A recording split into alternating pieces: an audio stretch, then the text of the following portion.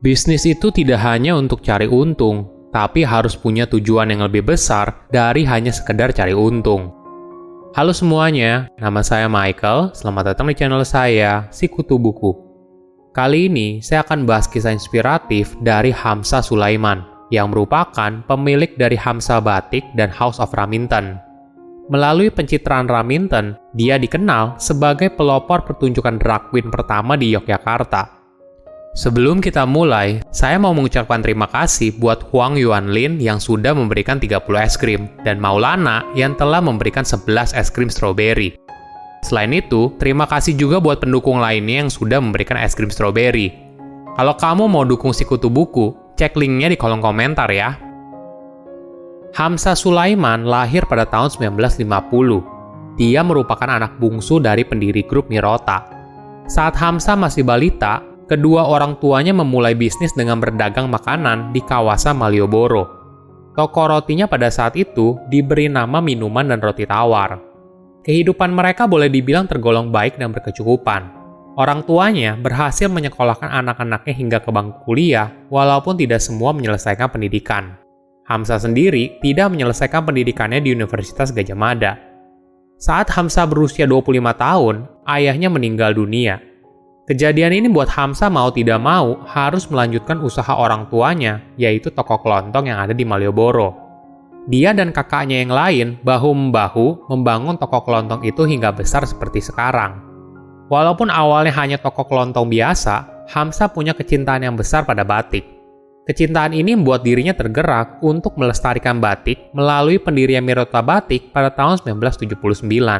Kebetulan, Hamzah juga bisa mendesain batik. Semua ini dipelajarinya secara otodidak. Nama Mirota sendiri berasal dari singkatan toko kelontong keluarganya, yaitu Minuman dan Roti Tawar. Di awal bisnis, Mirota Batik hanya berada di ruang kecil dan berdiri sejajar dengan toko lainnya di Jalan Malioboro. Tokonya juga tidak langsung ramai pengunjung. Maklum saja, waktu itu Jalan Malioboro tidak seramai sekarang. Hamzah pun memutar otak dan mencoba untuk berjualan batik dari toko lain.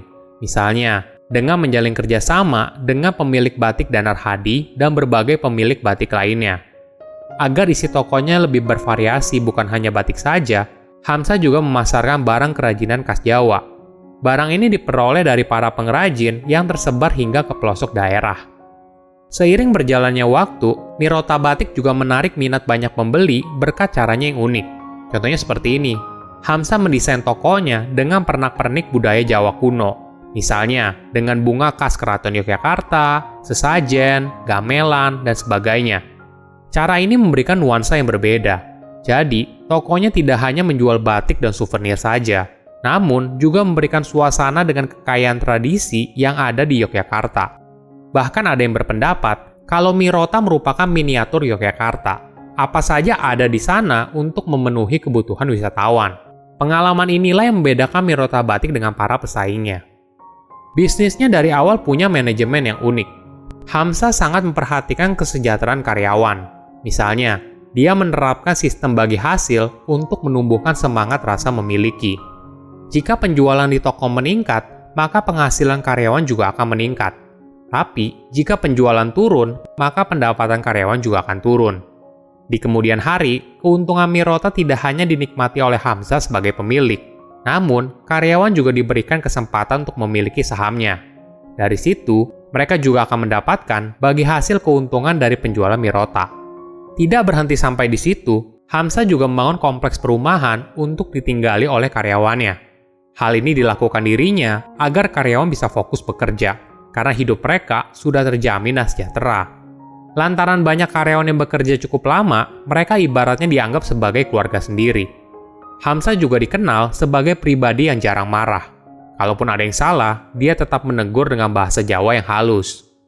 Setelah Mirota Batik di Malioboro semakin besar, Hamzah pun buka cabang baru di Kaliurang, Yogyakarta. Toko ini juga berkembang dengan pesat. Namun sayangnya, pada tahun 2004, ada musibah yang menghampirinya. Mirota Batik di Malioboro habis terbakar hingga tidak tersisa satupun. Ini merupakan kejadian yang sangat berat. Namun, hal ini tidak mematahkan semangat Hamzah untuk bangkit.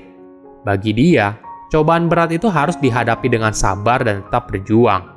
Hamzah mengumpulkan semua karyawannya pada masa itu yang berjumlah sekitar 100 orang dan menegaskan tidak ada satu karyawan pun yang akan dipecat. Berbekal sisa tabungan yang dimilikinya, Hamzah membangun kembali gedung Mirota Batik di Malioboro selama setahun. Bahkan, renovasi gedungnya jauh lebih mewah daripada bangunan sebelumnya. Kini, tampilan Mirota Batik lebih menyerupai sebuah pusat perbelanjaan sehingga para wisatawan bisa berbelanja dengan nyaman. Di kemudian hari, Mirota Batik berganti nama menjadi Hamzah Batik agar namanya terus abadi. Selain sebagai pebisnis yang ulung, Hamzah memiliki passion yang tinggi dalam dunia seni. Perkenalannya dengan dunia seni sudah dimulai sejak lama. Sedari kecil, Hamzah memang sudah tertarik dengan dunia tari. Dia mulai berkecimpung di dunia tari sejak usianya 6 tahun. Selain itu, Hamzah kecil suka mendengar cerita wayang yang ada di radio. Dia juga pernah berkarir sebagai pemain ketoprak dan wayang orang. Setelah lama menekuninya, Hamzah meminta sutradara untuk memerankan tokoh yang lebih menantang, yaitu tokoh seorang perempuan. Dari situ, lalu muncul sosok Raminten, seorang perempuan Jawa berbusana tradisional kebaya dan juga sanggul. Raminten juga dikenal sebagai sosok jenaka yang pandai nembang dan menari. Karakter ini ternyata disukai banyak orang. Bahkan, Hamzah mulai menggunakan tokoh tersebut dalam berbagai pertunjukan. Hingga akhirnya berhasil masuk ke dalam sebuah acara televisi yang ditayangkan oleh Jogja TV dengan judul Pengkolan.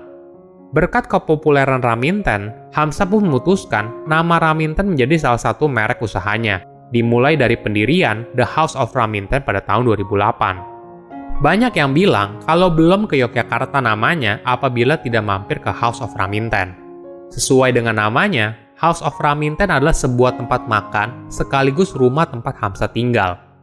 Konsep awal dari House of Raminten sebenarnya adalah warung jamu. Ternyata, jamu buatan Hamzah diminati banyak orang. Hal ini lalu membuat dirinya membuka kafe dengan nuansa tradisional sekaligus mengangkat konsep angkringan khas Yogyakarta. Selain menjual menu khas angkringan seperti nasi kucing, House of Raminten juga menyediakan menu lain dengan nama yang unik dan penyajian yang nyeleneh. Contohnya, seperti minuman yang diberi nama susu perawan tancap yang merupakan susu yang dicampur dengan rempah-rempah dan disajikan dalam wadah yang unik.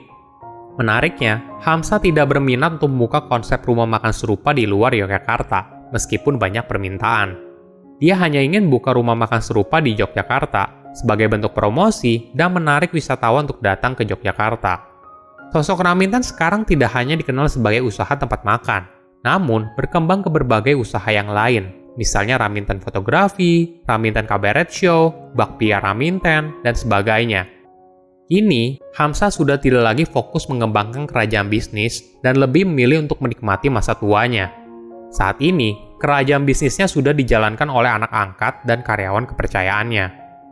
Bisnis bukan hanya bertujuan untuk memperkaya diri sendiri, tapi juga bisa memberikan manfaat bagi banyak orang. Bisa melalui lapangan pekerjaan, pelestarian budaya, atau memberikan senyuman di wajah setiap orang.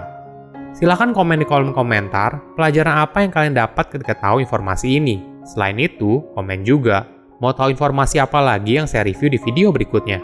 Saya undur diri, jangan lupa subscribe channel YouTube Sikutu Buku. Bye-bye.